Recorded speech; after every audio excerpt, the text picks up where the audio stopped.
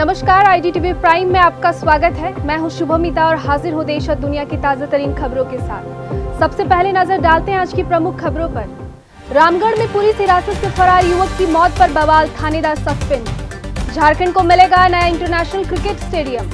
सावन की तीसरी सोमवारी पर पहाड़ी मंदिर में गूंजे बोलबम की जयकारे। धान बेचने वाले किसानों को राज्य सरकार अब एकमुश्त करेगी भुगतान। बिहार का कुख्यात 50,000 का इनामी डब्लू सिंह पुलिस मुठभेड़ में ढेर। बाराबंकी औसानेश्वर मंदिर में करंट से मची भगदड़, 2 की मौत, दर्जनों घायल।